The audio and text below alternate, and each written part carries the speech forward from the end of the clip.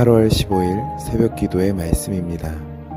오늘 본문은 예레미야 50장 11절에서 20절까지 말씀입니다.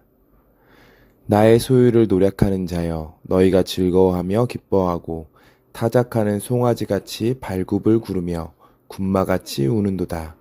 그러므로 너희의 어머니가 큰 수치를 당하리라. 너희를 낳은 자가 치욕을 당하리라. 보라, 그가 나라들 가운데의 마지막과 광야와 마른 땅과 거친 계곡이 될 것이며 여호와의 진노로 말미암아 주민이 없어 완전히 황무지가 될 것이라. 바벨론을 지나가는 자마다 그 모든 재난에 놀라며 탄식하리로다.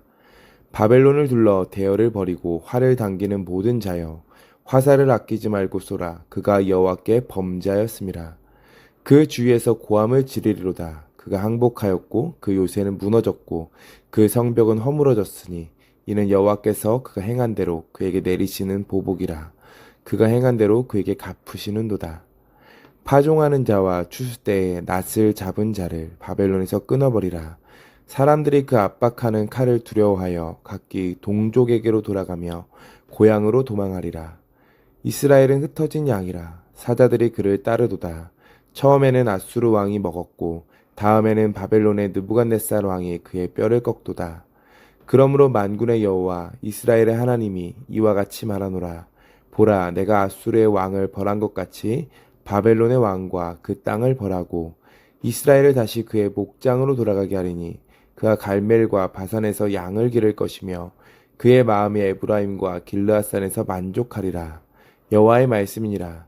그날 그때에는 이스라엘의 죄악을 찾을지라도 없겠고 유다의 죄를 찾을지라도 찾아내지 못하리니 이는 내가 남긴 자를 용서할 것임이라.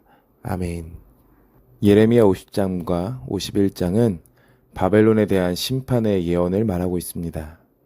바벨론은 46장에서 49장까지 심판의 대상으로 지목된 모든 열국에 대한 심판의 도구로 쓰임을 받았던 나라입니다. 애굽을 포함하여 이스라엘 그리고 그 주변 나라들까지 바벨론을 통해서 심판을 당했습니다. 여기서 질문할 것이, 심판의 도구로 쓰임을 받았던 바벨론이 왜 또 심판을 당하냐라는 것입니다. 심판의 도구라는 것을 인정하고 겸손하게 쓰임을 받았어야 했는데 정복욕을 채우기에 잔혹하게 그 땅들을 정복했기에 이제 심판의 대상이 되었다라고 합니다. 심판당하는 모습을 보면서 우리의 모습은 어떠한가, 우리의 죄악은 어떠한가, 이것을 발견했어야 했는데 바벨론이 그것을 하지 못했다라는 것입니다. 그렇기에 바벨론을 꾸짖는 내용이 2장에 걸쳐서 나오게 됩니다. 제국으로 바벨론의 역사는 길지 않습니다. 아수르의 반란을 함으로 시작한 나라가 채 100년을 채우지 못하고 페르시아에 의해서 멸망하게 됩니다. 이렇게 역사적 사실로 확인된 바벨론의 멸망에 대해서 성경이 어떻게 기록하는지 살펴볼 때 우리에게 교훈이 있습니다. 바벨론에게 선포하라 라는 명령으로 이제 시작이 되는데요. 숨김없이 선포하라고 합니다. 바벨론이라는 현실적인 권력, 무너질 것을 상상할 수 없는 그들에게 명명백백하게 전하라고 합니다. 그 선포의 내용은 단도직입적입니다. 돌려서 말하지 않습니다. 바벨론이 함락될 것이며 그들이 섬기는 신들이 수치를 당할 것이다 라고 이야기합니다. 바벨론에 대한 예언을 결과부터 알려줍니다. 너희들 멸망할 것이다 라는 겁니다. 11절부터 한 가지 이야기를 말합니다. 나의 소유를 노력하는 자여, 너희가 즐거워하며 기뻐하고 타작하는 송아지같이 발굽을 구르며 군마같이 우는도다 라고 합니다. 이 당시 타작이 어떻게 이루어지냐면 수확을 하고 타작을 할 때 소나 송아지가 뛰면 알곡이 나오는 겁니다. 이렇게 심판을 행할 때 유다 땅을 멸망시키면서 바벨론이 너무나 기뻐했다라는 겁니다. 심판을 하는 그것을 너무 기뻐하며 교만에 빠져서 그 일들을 행하였기에 바벨론의 땅이 황폐해질 것이다라고 말합니다. 14절을 보면 그가 여호와께 범죄하였음이라라고 합니다. 하나님은 행하신 대로 그들에게 갚아주시는 겁니다. 겸손하게 써야 했으나 이들의 삶에 하나님이 없었습니다. 어리석은 즐거움과 기쁨 때문에 자신들의 행위가 하나님의 목전에서 악을 행하고 있다는 사실을 전혀 깨닫지 못했습니다. 하나님께서 싫어하는 것은 교만입니다. 바벨론의 견고한 성이요, 이로 인해서 무너집니다. 우리가 생각할 것은 세속적인 자랑거리들은 영구한 것이 될 수 없다라는 겁니다. 오직 그리스도에는요, 그리스도 안에서 하나님의 인내와 공평과 정직을 아는 것을 자랑해야 하는 겁니다. 이제 바벨론의 멸망과 함께 이스라엘의 회복이 예언됩니다. 하나님은 심판하시는 분이시지만 하나님은 또 회복시키시는 분이십니다. 오늘 19절입니다.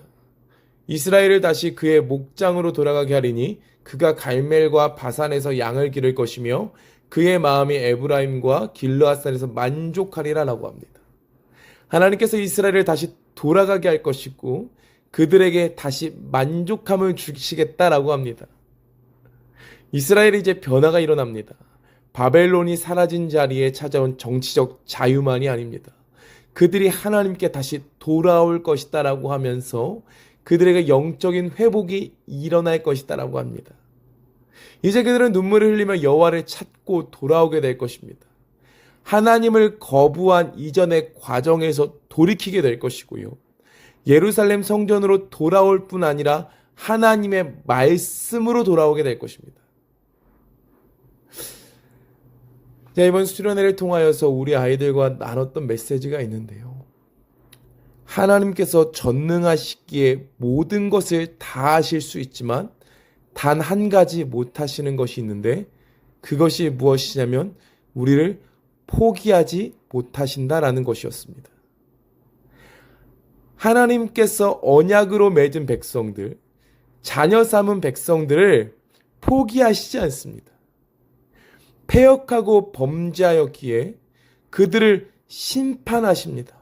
그러나 심판으로 그치지 않으시고 회복시키시는 분, 그들을 다시 돌아오게 하시는 분이 우리 하나님이십니다.